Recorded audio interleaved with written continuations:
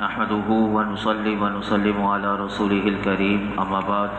فأعوذ بالله من الشيطان الرجيم بسم الله الرحمن الرحيم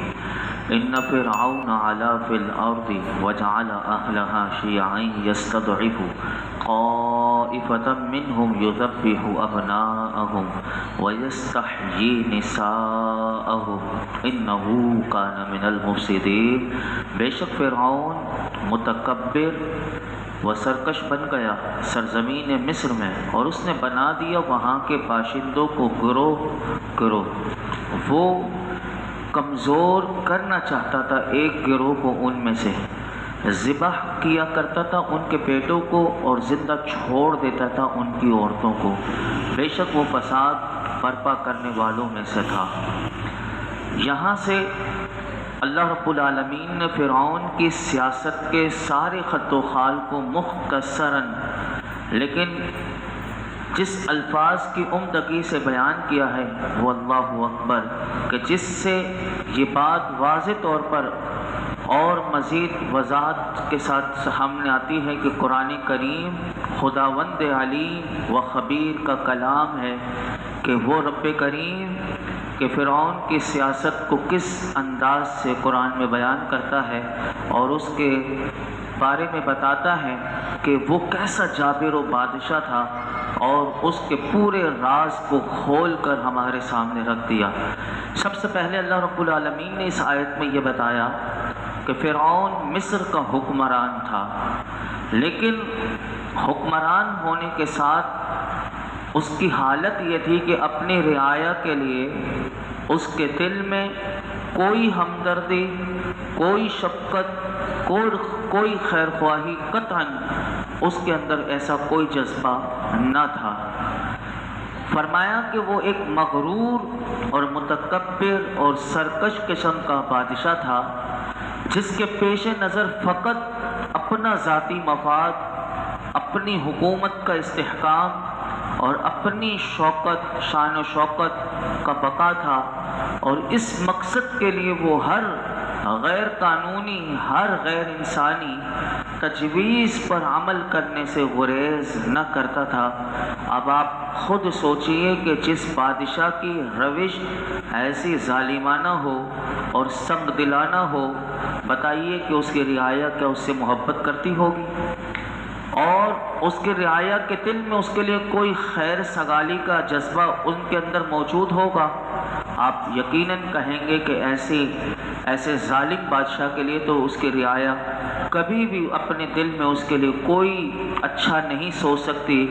اور اس سے کبھی بھی محبت نہیں کر سکتی۔ پھر کیا وجہ کہ اس کی حکومت کا تختہ نہیں الٹتا تھا؟ وجہ یہی تھی کہ آج بھی جتنے بھی ظالم قسم کے لوگ ایسے ہمارے اوپر بھی مسلط ہیں، اگر آپ آج سب کی سوچ اور سب کی عمل، فکر و عمل کی وحدت اگر ہماری قوم میں پیدا ہو جائے، یقین کیجئے کہ ایسے کوئی سا بھی بحرم حکومت ہو، ان کا تختہ الٹنے میں چند سیکنڈ بھی نہیں لگتے۔ اگر پوری قوم ایک ہو، ان کی سوچ ایک ہو، ان کا عمل ایک ہو، تو یہ چاہے وہ فرعون تھا یا آج بھی جتنے ظالم ہیں، اگر یہ فکر و عمل کی وحدت پیدا نہیں ہونے دیتے۔ اب یہ کرتے کیا ہیں؟ یہ کرتے یہ ہیں کہ یہ سارے ظالم بادشاہ اپنی کامیابی کا راز ان کا اس بات میں ہوتا ہے کہ قرآن نے بتایا کہ سب سے پہلا کام یہ کرتے ہیں کہ یہ رعایا میں پھوٹ ڈالتے ہیں، آپس میں لوگ ایک دوسرے سے دست و گریباں رہیں، اور ایک لمحے کے لیے بھی انہیں یہ موقع میسر نہ ہو کہ وہ اس ظالم بادشاہ سے رہائی حاصل کرنے کے متعلق غور و فکر کر کے سوچ سکے۔ تو یہ ان کی سب سے پہلی پلاننگ ہوتی ہے، اور جس بادشاہ کی بھی اور جس ظالم حکمران کی آپ دیکھ لیں یہ والی پالیسی آج بھی یہ کامیاب رہی، وہ ہر قسم کے خطرات سے محفوظ رہتا ہے۔ آج دیکھ لیجئے کہ کبھی گیس، کبھی بجلی، کبھی پانی، کبھی روڈ، کبھی یہ کبھی وہ، قوم کو بس اسی میں الجھا کر کبھی کس کام میں الجھا کر رکھا ہوا ہے، کبھی کس کام میں الجھا کر رکھا ہوا ہے، وہ سوچ ہی نہیں سکتے۔ تو یہی فرعون نے یہی طریقہ اختیار کیا تھا اور اپنے رعایا میں طرح طرح کے وہ فتنے کھڑے کر دیتا تھا کہ جس کی وجہ سے جو ان کا اتفاق اور اتحاد تھا اس نے تار تار کر کے رکھ دیا تھا۔ اللہ اکبر۔ پھر اللہ تعالیٰ اس کے دوسرے عمل کو اسی آیت میں بتاتا ہے۔ یہ تو پہلا عمل تھا کہ وہ پہلے کیا کرتا تھا کہ وہ قوم کو گروہ میں بانٹتا تھا۔ اب اس قوم کے جو گروہ در گروہ بن جاتی تھی، جیسے آج کل سیاسی پارٹیاں وہ ایک دوسرے کی برائیاں اور اس طرح کی بنتی رہتی ہیں، وہ بھی یہی کام کرتا تھا۔ اب اللہ تعالیٰ فرماتا ہے کہ پھر یہ تو اس کی اپنی قوم کے ساتھ اس کا یہ رویہ تھا، لیکن اسی قوم میں بنی اسرائیل بھی تھی، اس کے ساتھ کیونکہ وہ سب سے زیادہ بنی اسرائیل پر سب سے زیادہ ظلم کرتا تھا اور بنی اسرائیل سے اسے بغاوت کا سب سے زیادہ خطرہ رہتا تھا۔ اب آپ دیکھ لیجئے، جس سے بغاوت کا خطرہ ہو تو اس پر سب سے زیادہ نظر رکھی جاتی ہے، اس کو سب سے زیادہ کمزور کیا جاتا ہے، اس کے ساتھ سب سے زیادہ ظلم کیا جاتا ہے۔ تو فرعون کو بنی اسرائیلیوں سے سب سے زیادہ خطرہ تھا، اور یہ خاندان جو تھا، مفسرین فرماتے ہیں یہ حضرت یوسف علیہ السلام کے زمانے میں آبائی وطن سے ہجرت کر کے یہ مصر میں اقامت پذیر ہوا تھا، اور آپ سن چکے ہیں کہ حضرت یوسف علیہ السلام مصر میں تھے، اور پھر آپ نے اپنے بھائیوں کو، اپنے والدین کو، سب کو وہاں بلایا تھا، اور یہ وہاں سے ملک شام سے مصر میں یہ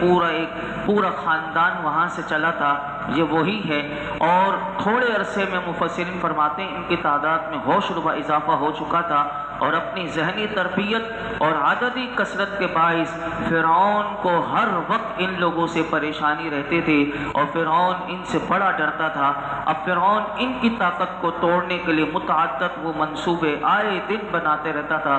سب سے پہلے اس نے جو منصوبہ بنایا تھا، مفسرین فرماتے ہیں اس نے قوم پرستی کا سب سے پہلا، اس نے یہ تعصب پیدا کرنے والا اگر کوئی ہے، قوم پرستی کا تعصب جس نے پیدا کیا تھا سب سے پہلا فرعون تھا، اور آج بھی ایسے فرعون ہمارے معاشرے میں پائے جاتے ہیں۔ اس فرعون نے قوم پرستی کا تعصب پیدا کیا، اور اس نے اپنی قوم والوں کو یہ بھڑکایا کہ یہ جو بنی اسرائیلی ہیں یہ ہماری زمین میں آ گئے ہیں، اور یہ اجنبی لوگ ہیں، اور یہ ہماری زمینوں کے مالک بنے بیٹھے ہیں، اور یہ تجارت میں بھی دخیل ہیں، اور سیاست کے پھٹے میں بھی یہ ٹانگ اڑانے کی تھے، یہ باز نہیں آتے۔ اپنی قوم کو کہنے لگا کہ اگر تم نے انہیں یوں ہی بے لگام چھوڑ رکھا اور ان کے خلاف اپنا قومی محاذ استوار نہ کیا تو یہ کسی وقت بھی انقلاب برپا کر سکتے ہیں۔ مفسرین فرماتے ہیں صدیوں سے یہ قبطی قوم اور بنی اسرائیلی قوم یہ دونوں جو تھے آپس میں شیر و شکر کی طرح رہتے تھے، لیکن فرعون نے قبطی قوم اور بنی اسرائیلیوں میں اتنی نفرت اور حقارت کا بیج بو دیا تھا، اللہ اکبر، کہ قبطیوں کے دل میں اپنے ہمسایہ اسرائیلیوں کے لیے جتنے ہمدردی کے جذبات تھے وہ سب فرعون نے ختم کر دیے، ان کی تربیت کر کر کے، اور ان کی بڑھتی ہوئی تعداد کو ختم کرنے کے لیے اس نے یہ سنگ دلانہ تجویز سوچی کہ اس بنی اسرائیلیوں کے ہاں اگر اب کوئی لڑکا پیدا ہو تو اسے گلا گھونٹ کر اسی وقت مار دیا جائے۔ یہی بات قرآن نے ذکر کی کہ وَيُذَبِّحُ أَبْنَاءَهُمْ وَيَسْتَحْيِي نِسَاءَهُمْ، وہ ذبح کیا کرتا تھا ان کے بیٹوں کو اور زندہ چھوڑ دیتا تھا ان کی عورتوں کو۔ إِنَّهُ كَانَ مِنَ الْمُفْسِدِينَ، اور وہ فساد برپا کرنے والوں میں تھا۔ لیکن پھر اللہ کا نظام ہے، یہاں ان کے سیاسی حربے ہوتے ہیں، یہاں ان کی سیاسی چالیں ہوتی ہیں، یہاں ان کے منصوبے ہوتے ہیں، لیکن اللہ کی خفیہ تدبیر کچھ اور ہی ہوتی ہے۔ اللہ تعالیٰ اگلی آیت میں ارشاد فرماتا ہے وَنُرِيدُ أَن نَّمُنَّ عَلَى الَّذِينَ اسْتُضْعِفُوا فِي الْأَرْضِ وَنَجْعَلَهُمْ أَئِمَّةً وَنَجْعَلَهُمُ الْوَارِثِينَ، اور ہم نے چاہا کہ احسان کریں ان لوگوں پر جنہیں کمزور بنا دیا گیا تھا ملک مصر میں، اور بنا دیں انہیں پیشوا، اور بنا دیں انہیں فرعون کے تخت و تاج کا وارث۔ وَنُمَكِّنَ لَهُمْ فِي الْأَرْضِ وَنُرِيَ فِرْعَوْنَ وَهَامَانَ وَجُنُودَهُمَا مِنْهُمْ مَا كَانُوا يَحْذَرُونَ، اور تسلط بخشیں انہیں اس سرزمین مصر میں، اور ہم دکھائیں فرعون اور حامان اور ان کی فوجوں کو ان کی جانب سے وہی خطرہ کہ جس کا وہ اندیشہ کیا کرتے تھے۔ اللہ تعالیٰ ان دو آیات میں یہ ارشاد فرماتا ہے کہ فرعون کے ظالمانہ عزائم تو یہ تھے کہ وہ بنی اسرائیلیوں کو مختلف طریقوں سے بے بس کر دینا چاہتا تھا، کمزور کر کے ختم کر دینا چاہتا تھا تاکہ وہ اپنی قومی انفرادیت کو برقرار رکھ سکے، اور آہستہ آہستہ بنی اسرائیلی اپنی وہ جو غیرت ایمانی ہے اس کو چھوڑ کر وہ بھی قبطی قوم کے ساتھ گل مل جائیں۔ لیکن اللہ تعالیٰ فرماتا ہے اللہ کی یہ مرضی نہ تھی کہ وہ یعقوب علیہ السلام کے گھرانے کو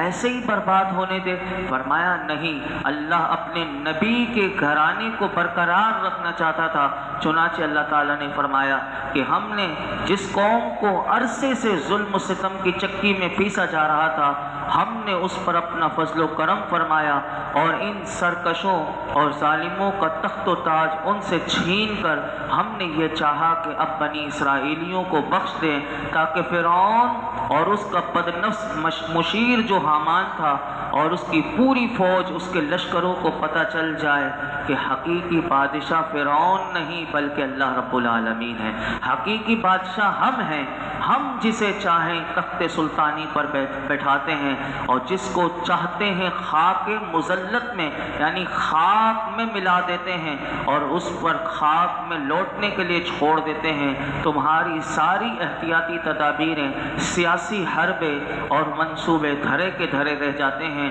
اور اللہ کا یہ ارادی عملی صورت کس طرح رونما ہوا اس کا ذکر تو کل سے میں آپ کے سامنے رکھوں گا، لیکن یہاں پر میں ایک بات کر کے اپنی گفتگو کو سمیٹتا ہوں۔ بھارت کی برہمنی حکومت آج وہاں پر بھی مسلم اقلیت کے ساتھ بیائی ہی یہی سلوک کر رہی ہے جو فرعون بنی اسرائیلیوں کے ساتھ کرتا تھا۔ آج بھارت میں برہمنی حکومت مسلم اقلیت کے ساتھ یہی سلوک کر رہی ہے کہ جو فرعون نے بنی اسرائیلیوں کے ساتھ کیا تھا، اور ہم ان آیات سے ہمیں بھی اللہ کی قدرت پر یقین ہے کہ وہ اس ستم زدہ اقلیت کی دستگیری کے لیے یہی ارادہ وہ بھی فرمائے گا، اور ان کی بھی اللہ تبارک و تعالی ایسی مدد فرمائے گا کہ فرعون اور فرعونیوں کے جتنے لشکر تھے وہ سارے کے سارے دھرے کے دھرے رہ گئے۔ آج بھی ہم دیکھتے ہیں، ابھی حال میں ہی جس نے پاکستان کو تباہ کرنے کے لیے جنہوں نے پورا منصوبہ بنایا تھا، اللہ نے ان کا نام و نشان ابھی حال میں ہی چند 1-2 سال میں مٹا دیا کہ وہ کتنا ابھر کر آئے تھے۔ آج اسرائیل ان کے لیے چیخ رہا ہے، ان کی چیخیں ابھی جو اجلاس ہوا تھا اقوام متحدہ میں تو وہاں پر وہ چیخیں اس بندے کے لیے، کیونکہ وہ ان کا خاص وہ تھا، اور اس کا اب نام و نشان یہاں پر ہمارے ملک سے مٹا دیا گیا۔ وہ اللہ کی یہ ہیں خفیہ تدبیریں، کوئی کیا سوچتا ہے میرا رب ان کو انہی کے منصوبے میں ایسا پھر ان کو برباد کرتا ہے کہ جو ملک پاکستان کو برباد کرنے کے لیے سوچتے ہیں ان کی نسلیں بھی انشاءاللہ برباد ہو جائیں گی، اور یہ ملک میرے آقا علیہ الصلوۃ والسلام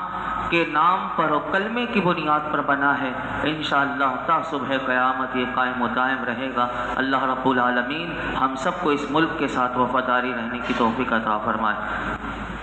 الحمدللہ رب العالمین والصلاة والسلام علی سید الانبیاء والمرسلین وعلی آلہ واصحابہ اجمعین۔ اللہ پاک جو کچھ ہم نے سنا ہے اس میں کوئی غلطی کوتاہی معاف فرما، اپنی بارگاہ میں قبول فرما۔ رب کریم قرآن حکیم کا نور عطا فرما، اس کا فیضان عطا فرما، ہمارے لیے سمجھنا سمجھانا آسان کر دے۔ قرآن کا فیضان ہمیں زندگی میں عطا فرما، مرنے کے بعد قبر میں عطا فرما۔ یا رب العالمین ہماری نسلوں کو، ہمارے گھر والوں کو، سب کو قرآن حکیم کی تلاوت